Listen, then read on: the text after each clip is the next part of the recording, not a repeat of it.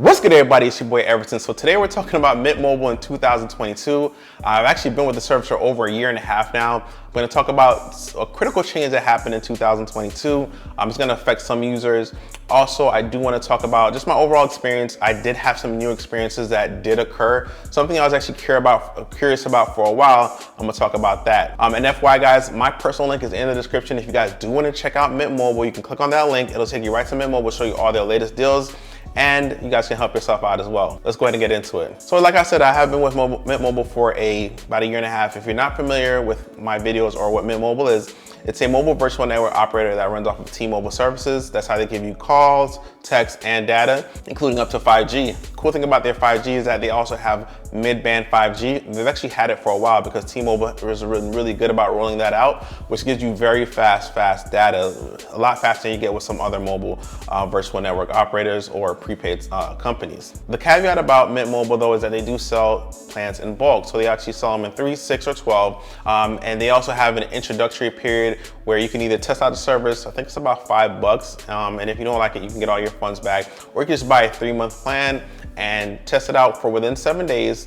And if you don't like it, just fill out a form within 7 days. They'll give you all your money back and you can port your number out, etc. Overall, the service has been great. I've been having a service in Texas, San Antonio. I've had good service speeds. The call quality has been great.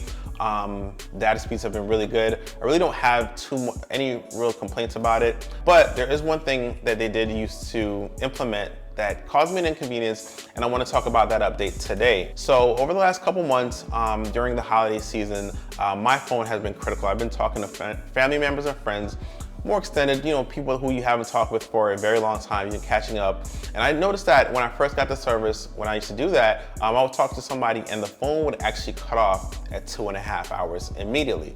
Now you can call that person back, start talking for another 2.5 hours or however long, but every time you made a call for 2.5 hours, a phone call would drop. Now for me, this was very annoying for a couple reasons. Number one, it wasn't always family I was talking to. Sometimes it could have been a company that I have been on hold with for very long times. Hold times have been really long since the shutdown and dealing with the situation that the world is dealing with right now. So if you're on the phone with a company waiting for about an hour and a half to talk to a representative, or 2 hours, you have a really complicated problem, then the call drops at 2 hours and a half. It was very annoying, right? I didn't run into that issue a lot, but I know that some people could. It was mostly leisurely calls that I run into.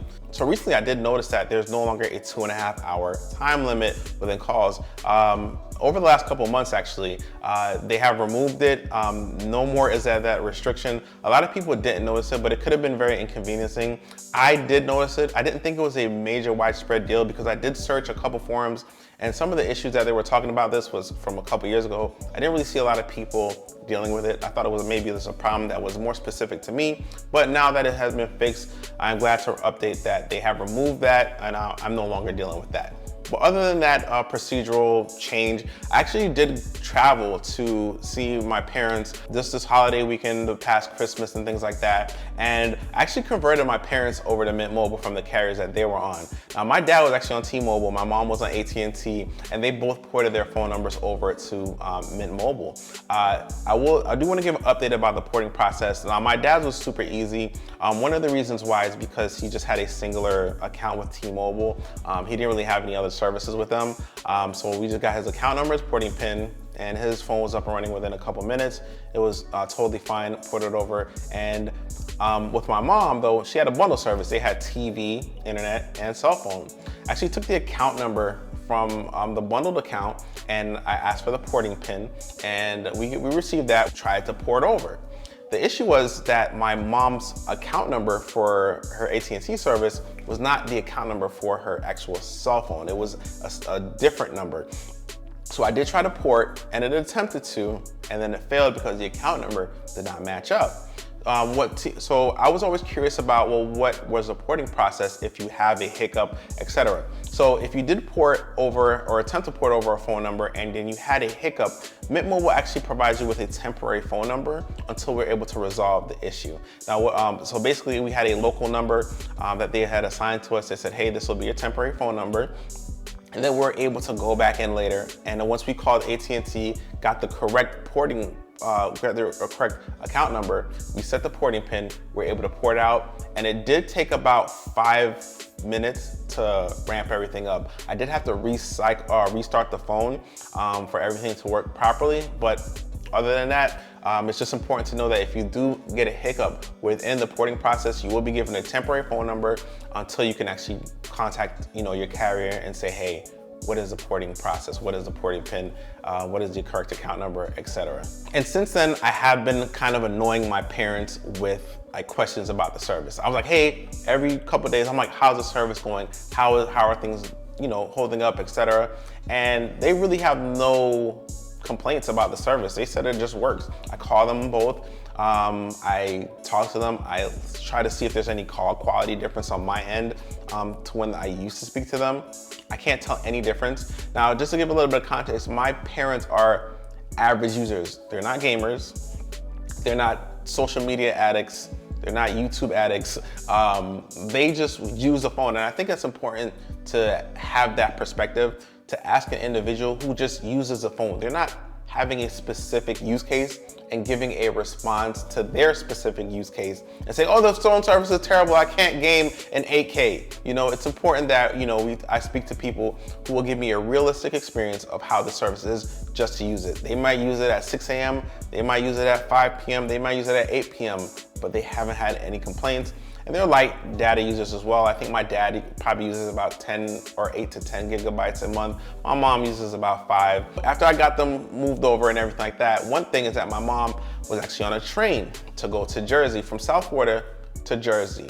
Now, I did call and ask her, I said, hey, did you have any dead spots? And she said, yes, I did have spots where I didn't have service. And that is a big concern for me, because traveling on the road long distance, there's not that roaming agreement that T-Mobile, AT&T, and Verizon have together. There is a kind of an agreement that helps T-Mobile, AT&T, and Verizon have a complete coverage map. And I was concerned, like I said, about that experience. My mom did tell me that she did have dead spots. Now, I also did ask her, well, hey, was it excessive? And she said, no, it wasn't excessive. In fact, my brother-in-law was actually with the train with her, and he has a major carrier. And he was experiencing, and he had actually a different carrier than T-Mobile, so they both were without service. So if you're worried about, hey, am I gonna be drastically affected by this? The answer is no. My brother-in-law and my mother had dead spots at similar spots, but for the most part, they had service. She called me on the train. It was during that whole snowstorm thing over, right after Christmas. So the last thing I want to talk about is a common question that I hear from a lot of people, which is the Mint Mobile actually good, or is it just good because it's inexpensive? It's a cheaper service, so a lot of people are giving it a pass on a lot of things. And that is a concern that is totally legitimate.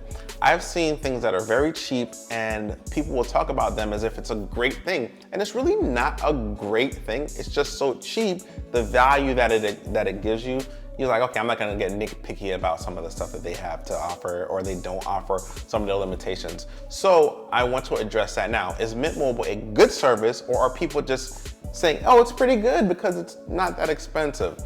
Well, so a couple things. Mint Mobile's not like super cheap. They're competitive around in that prepaid space. So that's number one. And also you have to pony up a lot of money to take advantage of the best rate, right? So it's not that it's super budgety.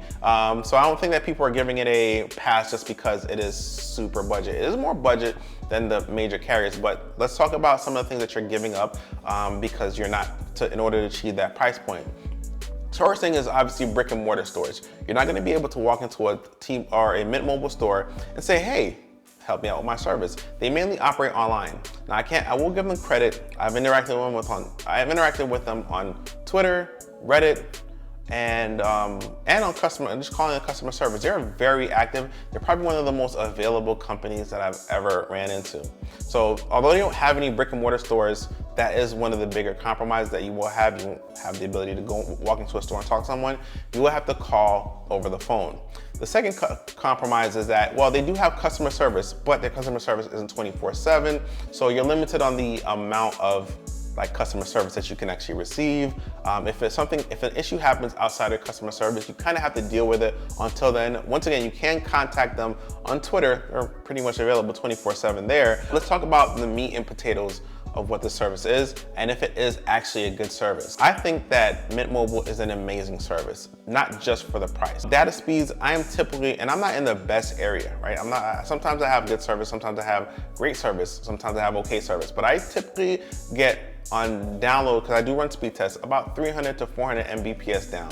Sometimes a little bit less, but that is typically around the speeds that I get. Ultra fast. Uploads are usually like 80 to 90 upload. I've been in the car with people who are also T-Mobile postpaid customers who have family plans, and they're probably the most prioritized people. And sometimes my speed is almost the same, sometimes even faster. And I know that sounds weird, but it could be the phone model that I have. I might have more modern modem in my phone, but I'm getting faster speeds than someone that's actually postpaid. And then text messaging and call quality are amazing. I have no issues with the service. In fact, when I first came over to the service, my motivation to go to Mint Mobile was because I needed to free up money in my budget to pay other bills and things like that. I was trying to get out of debt. And I always told myself that, hey, I love the T-Mobile. I'm gonna go back once I get myself in a better situation.